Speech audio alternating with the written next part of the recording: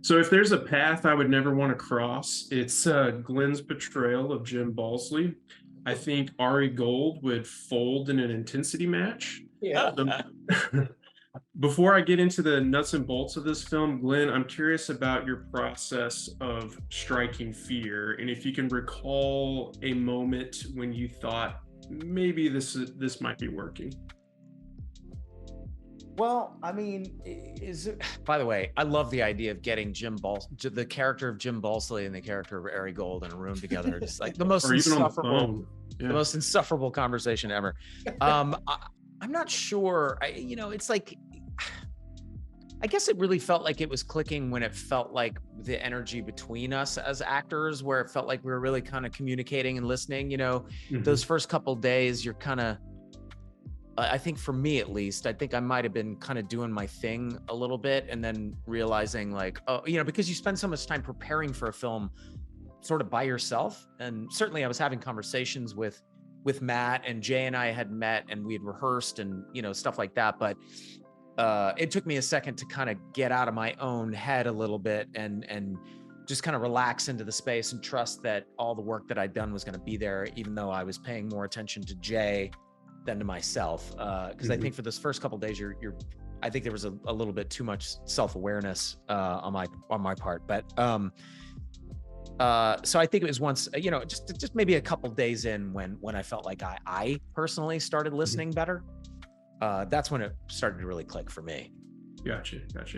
Jay, with Mike, I love how he can take a glance at something and see things we wouldn't see, or listen to the space around him and hear things we wouldn't hear because, I mean, naturally we may be too caught up in the noise to notice the details.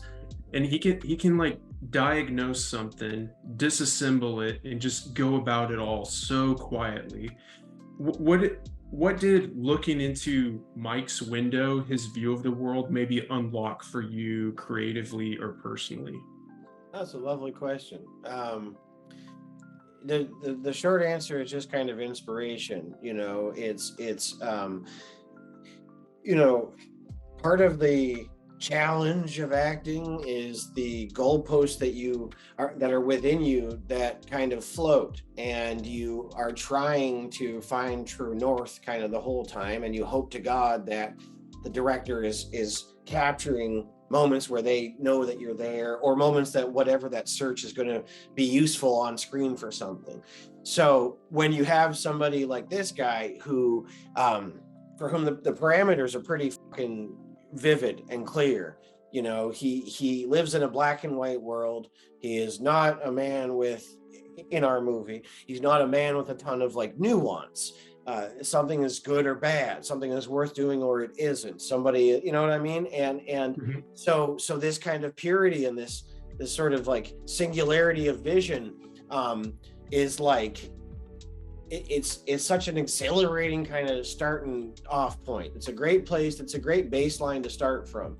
And especially when you factor in the kind of like, MJ and I kept talking about it as like the Tony Montana arc, and he, when he kicks Doug out of the company basically and agrees to start manufacturing in China, to me, that was like Tony in the hot tub when, he tells, everybody fucks off from him and he thinks it's only him. He's the only one that can do anything. Right.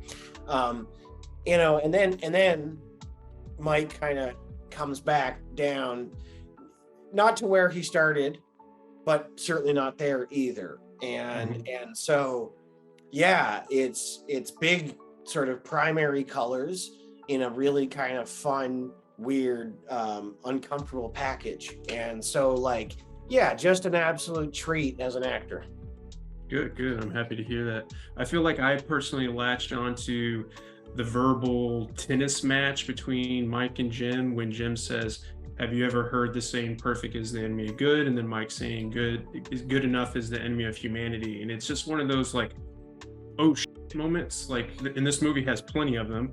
And I feel like that line has caused me to think about the effort I put into my work, like strive for perfection, good enough, or find some healthy in between. Did that line cause you to have a similar moment of reflection, or was there another moment perhaps that kind of stopped you in your tracks a bit? Yeah, that's I think that all of art as a living Mhm. is a sort of push and pull between those kind of north and south poles. You know, Glenn and I have talked about how they are both right in that moment. You know, any My Bloody Valentine fan can attest to like perfectionism as a fucking disease. You know, like how long did we wait for that record to come out? Right. You know, but also settling for things and shit being good enough is how we end up in a world of disposable crap that we don't need, and fast fashion that is piling up like landfills, you know. And so and I think why it's worth articulating is because every one of us probably doesn't actually land on one or the other.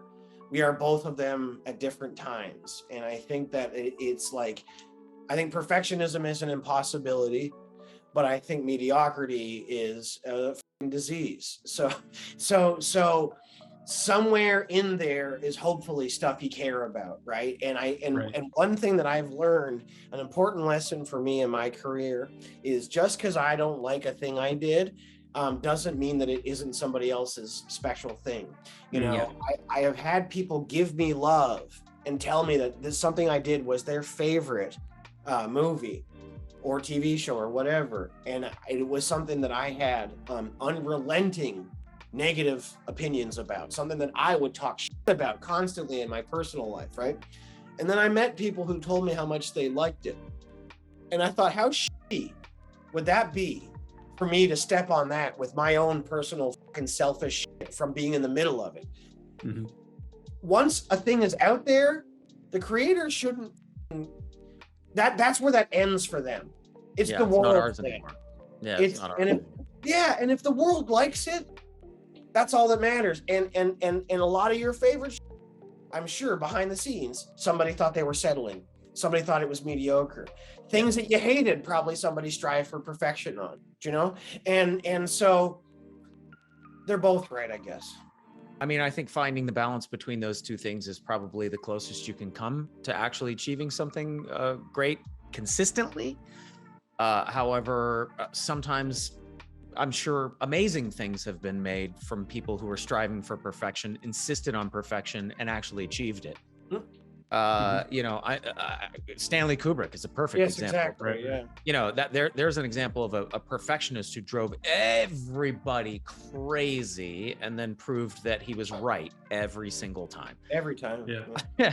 You know, as opposed to, you know, maybe somebody else who would strive for perfection and just create an insufferable 3-hour experience that, you know, felt like the director was up his own ass the entire time. Because that happens too. So I don't know. It's a tough thing to wrangle with, but it's worth considering as an artist when you're doing one or the other. So has this process of making this film caused you to think about the sacrifice that you make to create your art? I've been wrangling with this exact thing for almost 20 years on It's Always Sunny in Philadelphia. You know, a thing for which I'm responsible for writing, producing, sometimes directing, acting in. You know, it's a constant battle between me and Rob and Charlie against, you know, perfection versus it's good enough versus, you know, it's really, really good. And are we going, you know, we've got families now. Are we going to absolutely kill ourselves to maybe make it 4% better? You know, is it worth killing yourself to make something 4% better? You know, blah, blah, blah. So it's a constant back and forth in my personal life, artistic life for many, many years.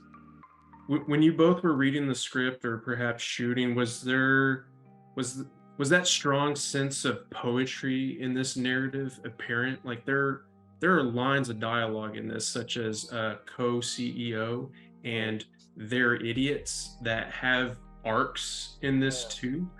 They have different degree burns in this from the beginning to the end. Did you find yourself kind of getting caught up in the poetry of this, or do you now that you can enjoy it as a fan like me? Certainly. it reads with a music that you'd often usually only see in like a one-act play. Like it is, and without sounding dialogue-y. That's, I think, what is the best thing about what Matt created, was they gave us sort of mammoth dialogue that sound like we made it up on set. Yeah. Agreed. Yeah, it read great right from the very beginning. I was like, this is beautiful. This is so well written. The one dialogue through line that most people don't catch, that I hope people will catch, maybe the second or third time they watch the movie, because I didn't even catch it the first few times, was after that exact conversation that you were talking about, where he says good enough is the enemy of humanity. You do catch like 2 or 3 moments throughout the movie where somebody hands somebody something and they're like, yeah, we didn't get time to do this, and somebody's like, good enough. Yeah. And they, you know what I mean? And you see, it's so subtle, and the kind of thing that you only catch upon rewatching the film a couple times. But just brilliant work on very little about this movie is an accident. And even for me on set, there were times where I thought that they just didn't know what they were doing. But it is just their music and the way that they do it. But it was all on purpose, and it's all deliberate. And the truth, and if you stood the screenplay that we had to shoot with up against a transcript of the movie that comes out, it would end up being way closer than it is different. They really wrote a spectacular thing. And because it is in such a sort of greasy, shaggy kind of package, and it is kind of Altman-y, and all of us talking over each other, we're all mic'd up, and it's all handheld and energetic, people could be forgiven for assuming that we just kind of made it up as we went along. Every moment in that movie is in that script. Pretty much. Well, gentlemen, we're out of time. Thank you so much for the thoughtful conversation, the thoughtful movie. You both have such even more great work ahead of you. I know it, and I look forward to seeing it.